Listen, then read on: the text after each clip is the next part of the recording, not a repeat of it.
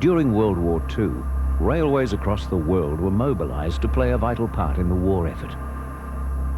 Australia's railways were mobilised too, but a network that should have been the nation's greatest asset couldn't cope.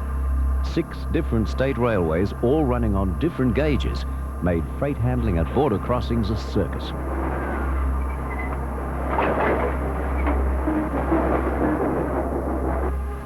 The rails of the clown in this circus ring, tumbling, juggling, dropping the freight, but we're not laughing. Not when Australia's fate is in the balance. Just turn back to 42. Remember? A division of men and equipment bundled into anything on wheels crawled across the flat, bare belly of Australia. Change of gauge clogged up their effort. But all the time, the Japs were coming closer. When the Americans came here, they looked and they said, well, you've got 2 lines, buddy. Why not 1 line to get it through from one city to the other, one state to the other? Well, as General MacArthur, when he came through and stayed at the Globe Hotel, said, say, buddy, he said, this is going to help the enemy. It took World War II to force Australia to recognise its break-of-gauge problems. Yet their origins could be traced all the way back to the dawn of the railway age.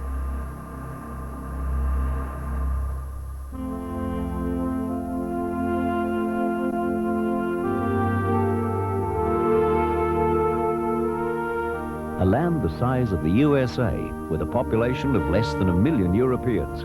That was Australia in the 1840s. 3/4 of the continent remained unknown, unmapped, and unexplored.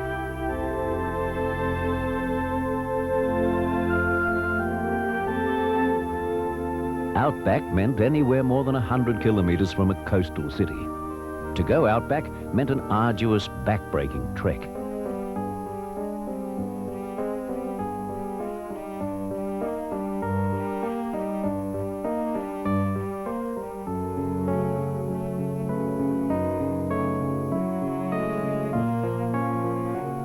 Such inland settlements as there were existed only to grow wool.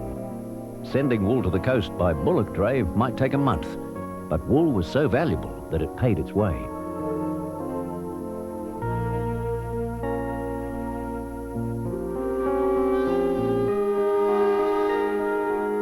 Paddle steamers would soon be plying the inland rivers. Their main cargo would also be wool, the one crop that didn't perish on the slow trip downstream. Every colony wanted more development, but without better transport, the inland seemed destined to remain a sheep run.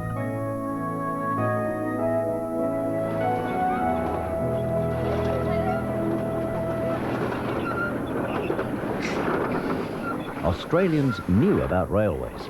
In Britain, before migrating, some had even ridden on trains like this.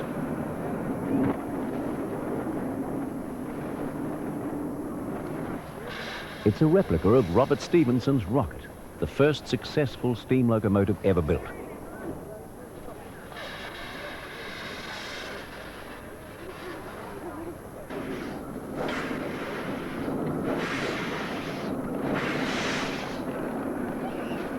By the 1840s, Australia's need for railways was obvious, but no one could see how to pay for them. Then suddenly, almost overnight, everything changed.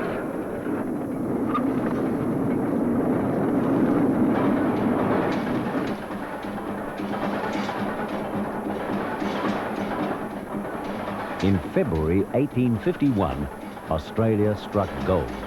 The rush brought new settlers pouring into the country. Population doubled in less than a decade. Suddenly, Australia was rich, and the railway age was finally born.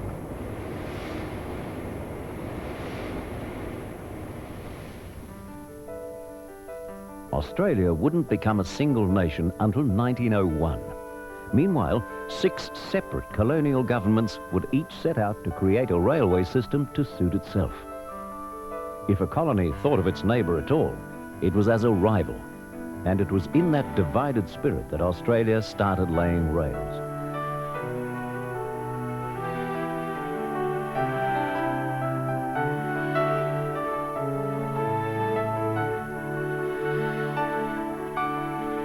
Colonial opinion was equally divided on another great matter, the question of what kind of railway the country should have. At least one school of thought favoured horse-drawn trains.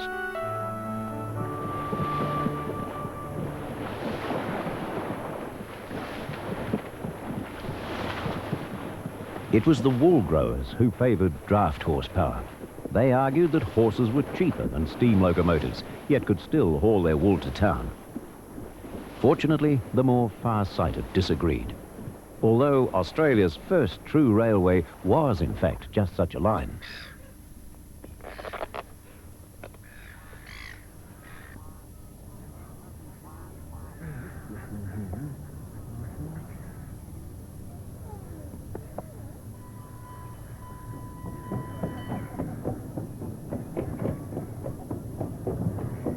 First opened in 1854, this South Australian railway once carried wool from river steamers to waiting clipper ships. Part of the track at Victor Harbour has been restored as a tourist railway. It's a unique reminder of the kind of trains that most of early Australia nearly had.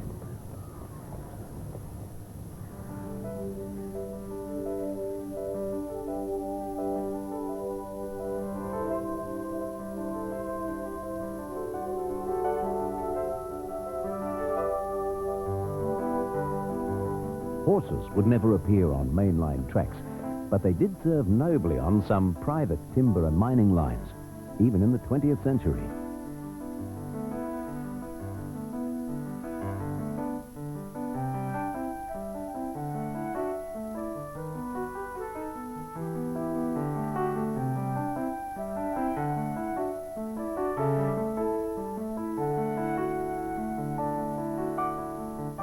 Melbourne became the first Australian city to actually get up a head of steam in September 1854.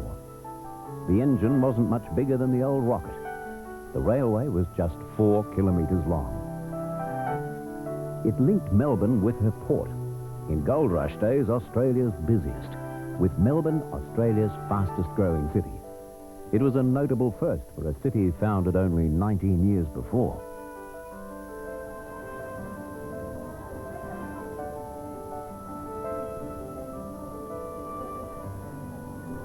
Sydney's steam age began just 1 year later with this locomotive. At Sydney's Powerhouse Museum, Australia's oldest surviving engine attracts almost as much attention today as it did the first time it ran. In 1855, it hauled the first steam train in New South Wales from Sydney to Parramatta. By then, Sydney had already scored a significant first of its own. A private company had been formed to build the line, but it went bankrupt. The government had to step in to complete the work. As a result, this train ran on the first public railway anywhere in the British Empire to be government-built and run.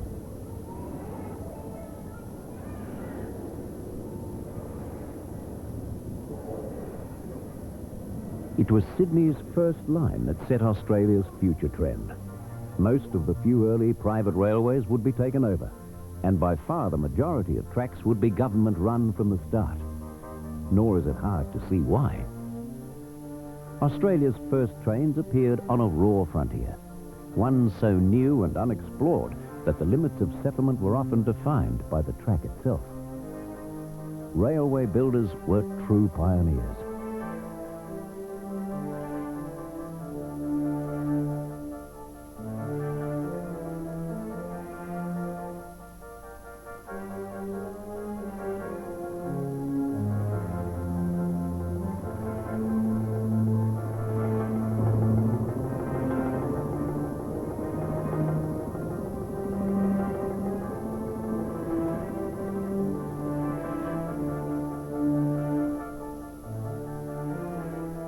A railway was often the first road in a wilderness.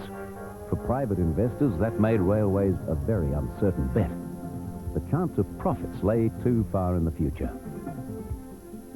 In the long run, government ownership had another significant side effect.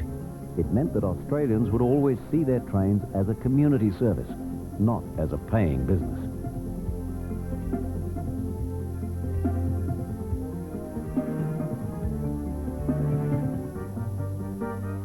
But government commitment to railways brought benefits too.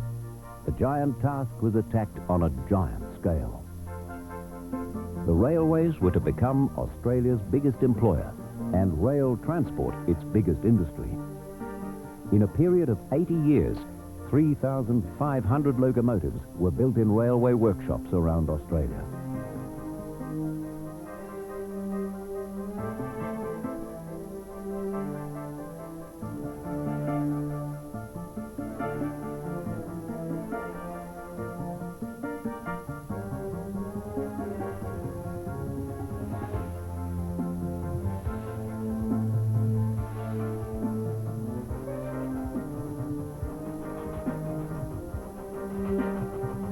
By the 1930s, trains had fulfilled their promise.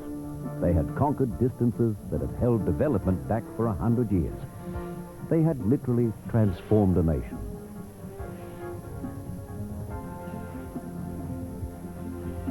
Australia had laid over 40,000 kilometres of iron rails, ranking 7th in the world for length of track. Not bad going at a time when the country still had a population of only 6 million people. But even as the last rails were being laid, there were warning signs ahead. Motor vehicles were fast becoming part of the transport scene, even on the railway line itself.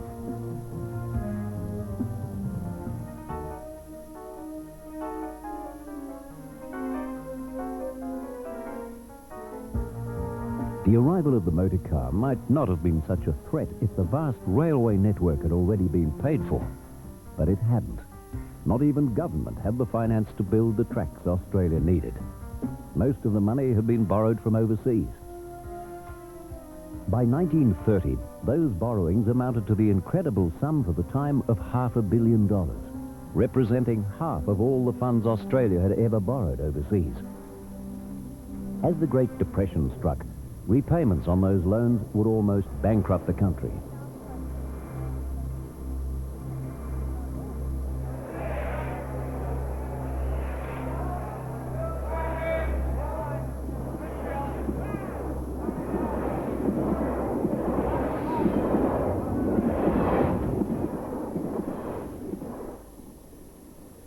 Australia's railways are still paying off the debts of the past, at least part of which stems from a major miscalculation. Governments in 1890 believed that by 1990, Australia would parallel the American experience and would have a population of 150 million people. The reality is a tenth of that. Moreover, most Australians still live close to the coast. Inland growth has never quite lived up to expectations.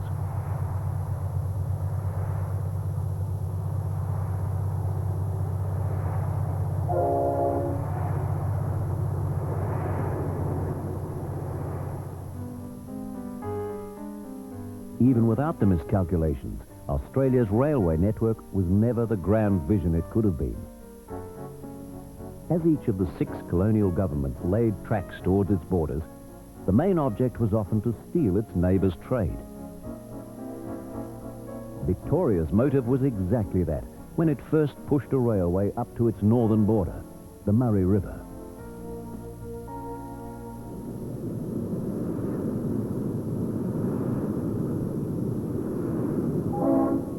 The Murray had already played a vital role in the development of the outback. The river flows through eastern Australia's agricultural heartland. Providing a border between Victoria and New South Wales, reaching the sea in yet a third colony, South Australia, the Murray was already a riverboat highway before the railway came.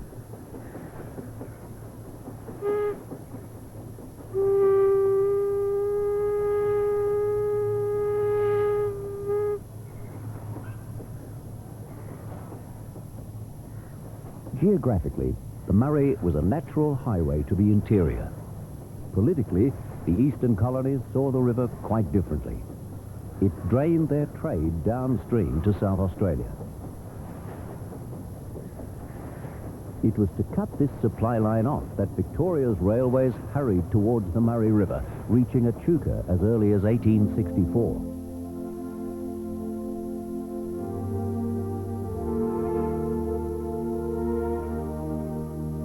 Port of Echuca is a living memorial to a time when this was the busiest railhead anywhere on the river. The line ran right to the river's edge. It scooped up trade that would otherwise have vanished downstream.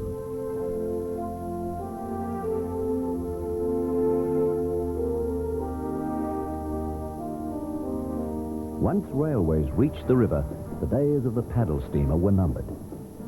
In time, the spread of rail would steal the trade of all the river towns.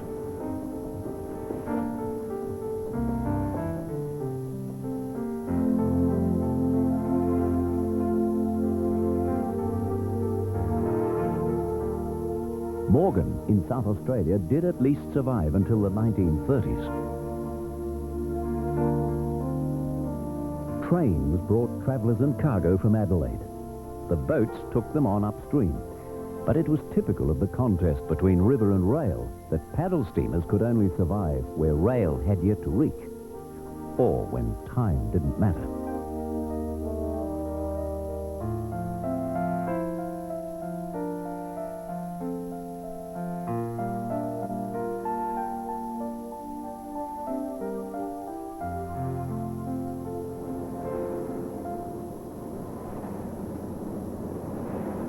In 1883, New South Wales Railways also reached the Murray, the colony's southern border, and arrived with some pride, to judge by the grand architecture of Albury Station.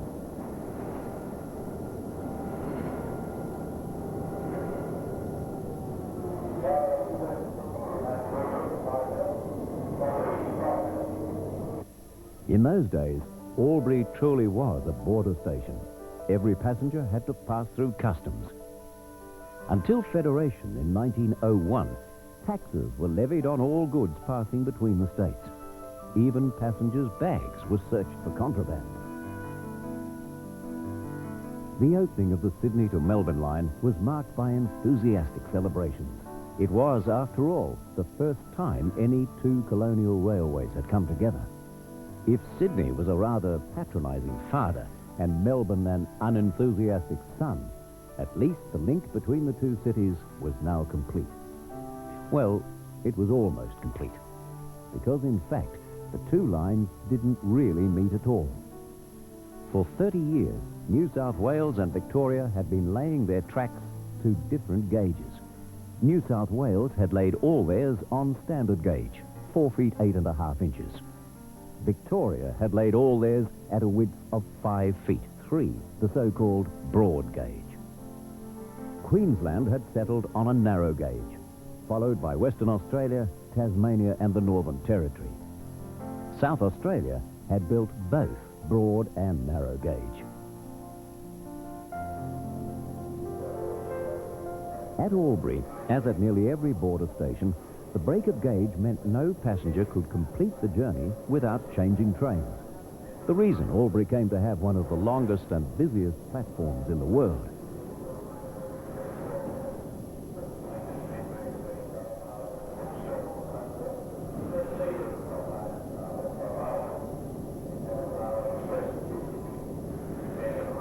Being a major bottleneck at least kept Albury Station buzzing with life, as local historian Cliff Chamberlain remembers. Well, it was chaotic, particularly those trains that were coming in around the midnight, and you can imagine hundreds and hundreds of people, because everybody that travelled in those days, before the days of four-lane highways and aeroplanes, you travelled by train or you didn't travel at all. And changing over with little sleepy children from one train to the other, because everybody changed here. That was the signal that went out, everybody changed, Albury. Albury, all change! What the hell? Wake the children. Grab the luggage. Find the ticket. Get a porter. We're changing trains. We're changing gauge. This is the border. This is the barrier between the states. They won't be in your purse. I always keep them in this pocket. Try looking in your overcoat. They won't be in my overcoat. So it was chaos, and then you'd have another crowd that would be building up the platform to get to the refreshment rooms for bangers and mash. So this, I would reckon, without really knowing, that I would imagine that this railway station here at Albury was probably the biggest in Australia. That is outside Sydney and Melbourne. I want to stay in this train that we can't hear. Why? Because we have to change into another one. Why? Because this is as far as this one goes. Why? Because it wants a rest. I don't know. Come on. Look in the other suitcase. No, they won't be in a suitcase. Always keep them in this pocket. The chaos made Albury an ideal place for celebrity spotting, too. I can remember Billy Hughes being here. Billy Hughes was the Prime Minister that was the caricature artist's favourite. And I've seen him here on a number of occasions. And you'd come up here, you'd see nuns in unusual habit. You'd see people from different lands in the days when we were a white Australian. We didn't see people from other lands. So Albury was the place, the Albury railway station, was the place where you saw the other side of the world.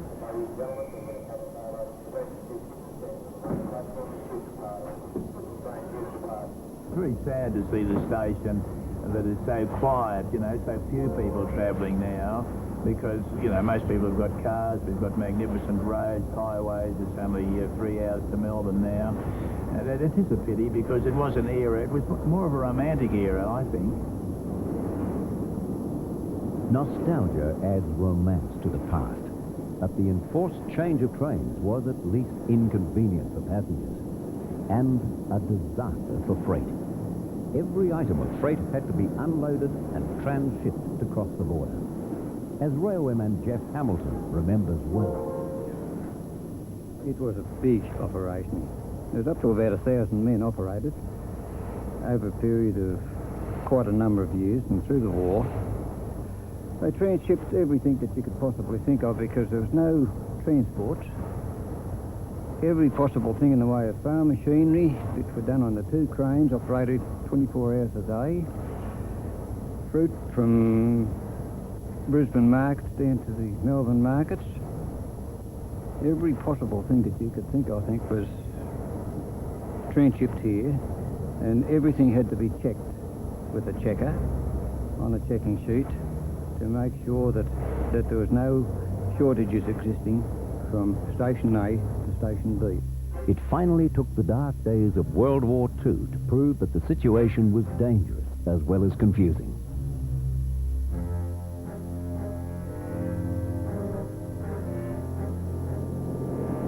Even then, it was another 17 years before the problem was finally fixed, at least on this line. In 1962, the Southern Aurora, the first standard gauge train, ran between Sydney and Melbourne, a real cause for celebration. Goods traffic doubled almost overnight. But even today, the gauge trouble isn't over. Although Sydney-Melbourne trains pass straight through Albury, freight bound for most other places in either state still has to be transshipped.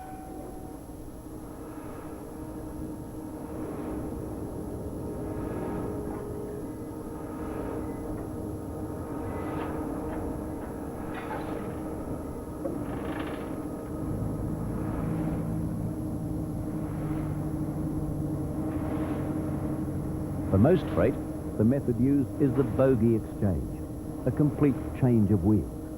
It's quicker to change the wheels than to unload the car.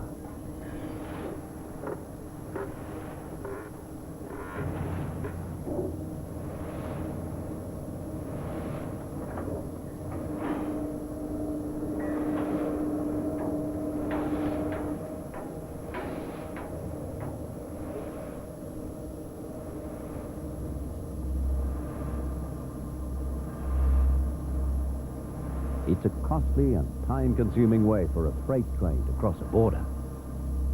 Similar operations slow things down all over Australia, and all because of a minimal difference in track width. A tiny gap that has become a gulf. Born amid the rivalry of the colonial age, broken gauges have bedeviled Australia's railways ever since, and the problem has become harder, not easier to solve. It's not just a question of broken gauges. Declining revenue has left Australia's railways with a whole infrastructure designed for a different age.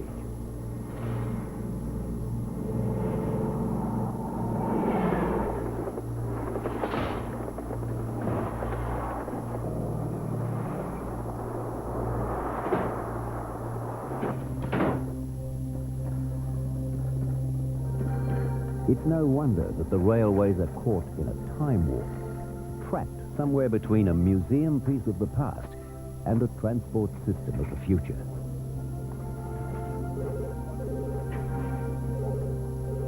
Against the odds, Australia's railways are fighting back. It's even possible that their best years are still to come. But to succeed, they will need a truly national vision, the one vital quality that colonial railway builders lacked.